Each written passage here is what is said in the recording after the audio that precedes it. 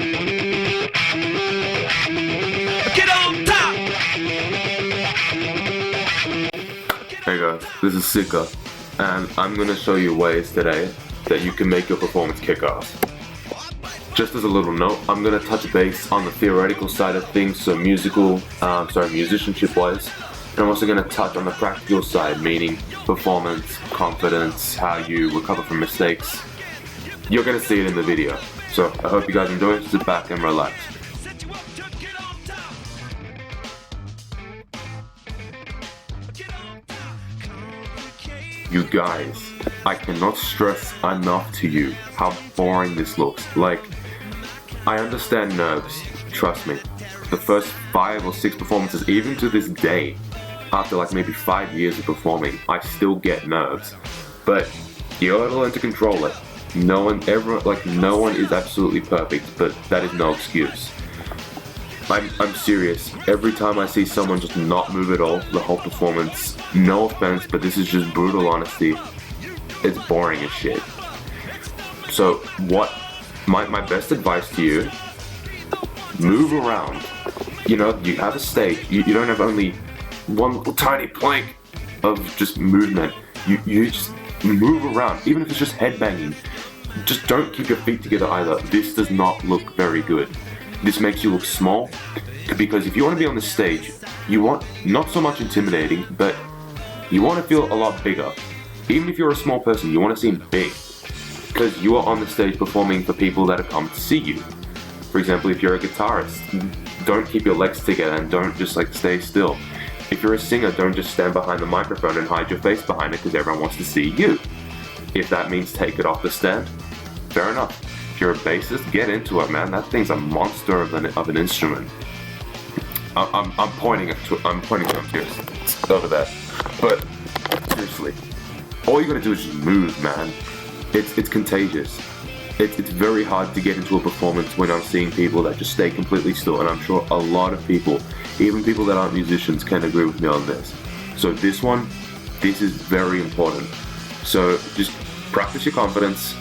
You will get it over time. No one is unable to get it. To an extent, they can. So have faith in yourself, because it'll be kick-ass once you're moving around on stage.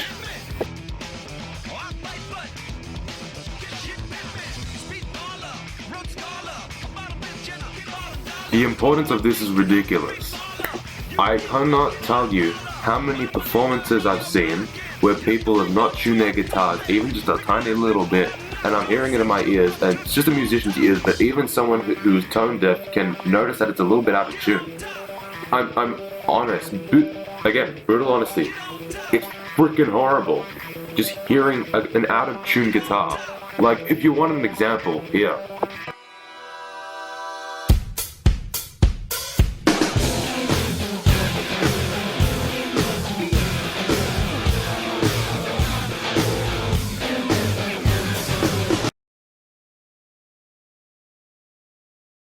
Apologies for that really terrible acting, but I guess you guys get the point. Tune your guitars, it's not that hard. If you can't hear it, just get a tuner. They're really cheap. You don't need that much money for them. It'll save you so much, and it won't kill the audience ears. But yeah, this is very important, and it's a rookie mistake. You can't be that good at guitar and still not be able to tune it. Like, this is one of the first things you need to learn. If you are a beginner guitarist, I suggest you invest in a tuner. Start learning how to tune it, even by ear. That's one of the most useful things. If you tune by harmonics or you tune by the 5th fret, if you look up another video on that, you'll know what I mean. But apart from that, tuning is very important for beginner guitarists and even intermediate. I suggest you start learning how to do it. And if you already know how to do it, you're set. Alright, next one.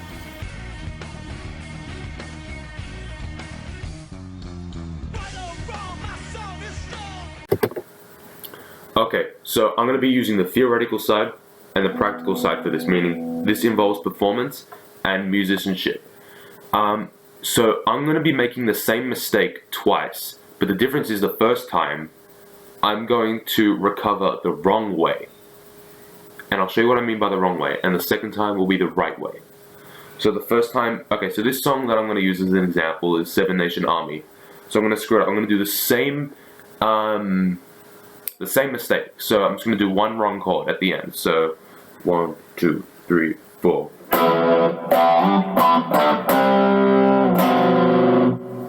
Wait.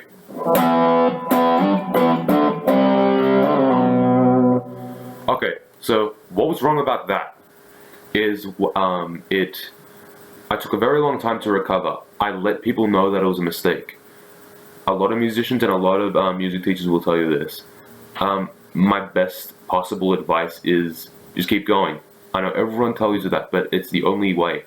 So a right way to recover from this mistake, and I'm gonna show you how to. I'm gonna make the same mistake. So.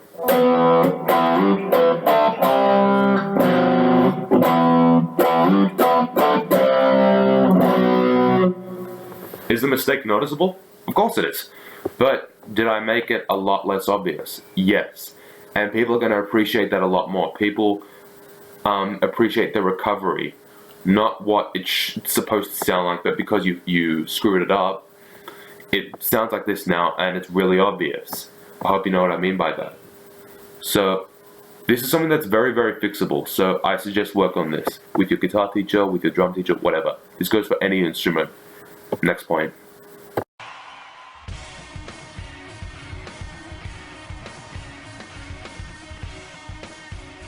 For those of you who are not musicians or are new to music, the dynamic is, I wouldn't say so much the power, but the volume and the velocity. By this is very important in genres like funk, metal, rock, a lot of different ones. By this I mean have the different parts of the song differentiate from each other. I'll simplify that. So what I mean is, like, don't have the whole song be one volume. For example, if you're playing a metal song, don't have the whole song be heavy, because guess what? It's not heavy. If it's just one volume the whole time, it's gonna have no impact, considering that it only stays at one level, so no one's gonna know where it's gonna go. You don't know where to go with it, so it's just gonna stay at one level. So you need to hold back a little bit, have some dynamic range, have some dynamic diversity, so the heavy parts will have a lot more impact, and so will the breakdowns and the clean bits and the interludes, whatever you want to call them. And this has a huge effect. If you guys start doing this, I promise you this will improve your sound by so much. Give it a shot. Okay guys, so that's it for today's video. I hope some of my points helped you. What I would say is, this is from personal experience, and you would have heard a lot of other people say this. So I wouldn't consider this very unoriginal. I'm not having a stab at you guys, of course, because that's not cool. But this is from personal experience, because the thing is, I didn't make these rules up. These came from everyone's personal experience. And it's very important that these are put in place, because these rules, although they're very easy to fix, they're very easy to make also. So keep in mind that these mistakes are fixable, and that you can put them in place, so that way you don't make them again. I hope you took something from this video, whether it was point 1 to 4. I hope it helped you somehow. So see you guys in the next video. I'll probably do a once a week video, and yeah, see you guys.